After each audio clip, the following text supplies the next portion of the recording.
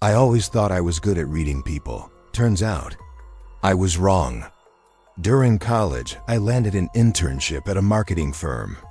That's where I met Kyle. He was chill, funny, helpful. At first, I thought he was just being nice.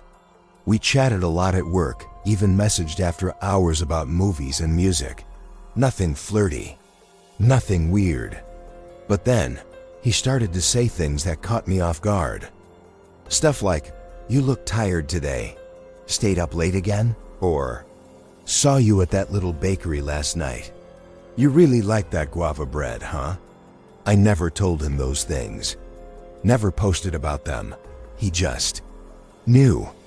He also joked sometimes in a way that made me uncomfortable. "If I were a psycho, you'd be my first victim." Followed by a laugh. I laughed too, awkwardly. But inside, I felt this cold fear growing. I started pulling away, stopped replying to his texts, kept my distance at work. And that's when it got worse. My backpack started feeling off, like someone had opened it. Nothing was missing, but it felt disturbed. One day, I found a note inside. "We'll talk soon. Just you and me." I reported him to HR. They had a meeting with him. He denied everything. They told me they'd monitor the situation. But I knew he knew it was me. Then I started being followed. When walking home, I'd hear footsteps behind me. Always at the same pace, same distance. And whenever I turned around, nothing. But I felt it. I knew it was him. I installed cameras at my apartment. One night, I got a motion alert at 2:13 a.m.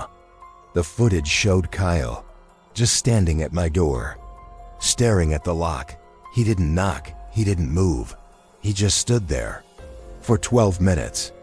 I gave that footage to the police. He was called in, denied it again, said it was a mix-up. Days later, he was fired. And I moved out.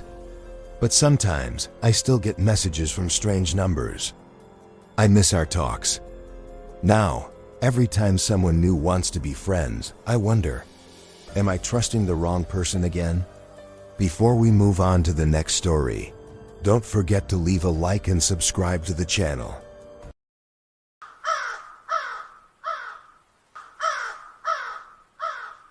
It started with a phone call late at night.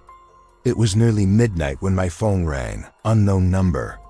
I thought it was a mistake, but I answered anyway. Silence. Not the regular kind. There was someone there. I could hear them breathing, slow, controlled, like they were just listening. I hung up. Next night, same thing, different number. I blocked it. But then another one called, then another. Sometimes at 2 a.m., sometimes while I was in the shower, like they knew the exact moment I was most exposed.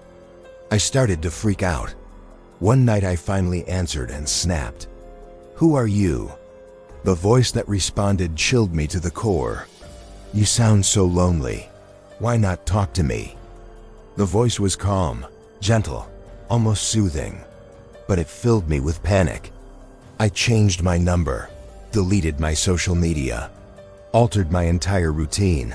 I stopped posting online, took different routes home. But he didn't stop. Then came the messages, emails, DMs from apps I forgot I even had. Messages like, "You looked beautiful in that blue shirt today. The way you brush your hair is so delicate." Thing is, I did wear a blue shirt that day, and I had brushed my hair by the window. I went to the police, showed them everything. They told me to ignore it. Said some stalkers give up when they don't get a response. But he didn't give up. One night I found a small box on my doormat. A necklace. One I had saved months ago on a random jewelry site. He knew what I wanted, what I liked. Inside the box was a note. "Every beauty deserves a little sparkle." That was it. I packed up and moved to a different city. New number, no social media, gone. For a while, it was quiet. But sometimes, I still get emails. No sender, no subject. Just one sentence. "I can still hear you."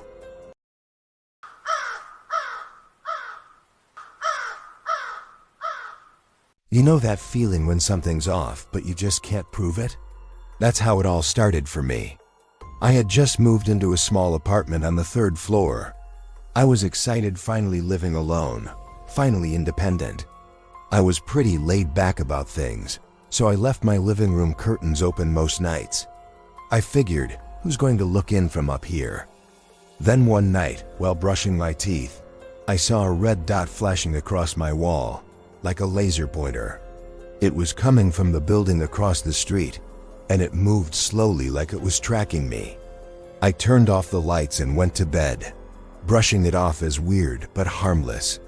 The next morning, as I opened the door to leave for work, there was something taped to it. A photo of me, sleeping. My heart nearly stopped. It wasn't a selfie. It wasn't from social media. It was taken from outside my window.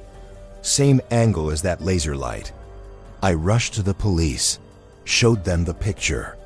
They took my statement, said they'd look into it, but there wasn't much they could do. Back home, I replaced my curtains with blackout ones and started sleeping with a kitchen knife under my pillow. But things escalated. I started finding notes slipped under my door. Things like, "You look so peaceful when you dream. You stayed up late last night, didn't you?" Sometimes I'd hear light taps on my window at 3 a.m., just once or twice. Never enough to prove anything, but enough to freeze me in place. I set up a hidden camera in my living room, pointing toward the window. The very first night it recorded, I saw him, a shadow, across the street, just standing there, watching me. For hours. I took the footage to the police again. This time they reacted. A few days later, someone moved out of the apartment across from mine. Coincidence? Maybe. But now, I never sleep with the curtains open. Ever. And every night before bed, I double-check every lock. Because now I know, not everyone watching you just wants to watch. If you've ever gone through something similar, or have a creepy story you'd like to share, leave it in the comments below. Who knows? Your story might be the next one featured on this channel. And if you enjoyed these stories, don't forget to like, subscribe, and hit the notification bell so you don't miss what's coming next. Stay safe out there. You never know who might be watching.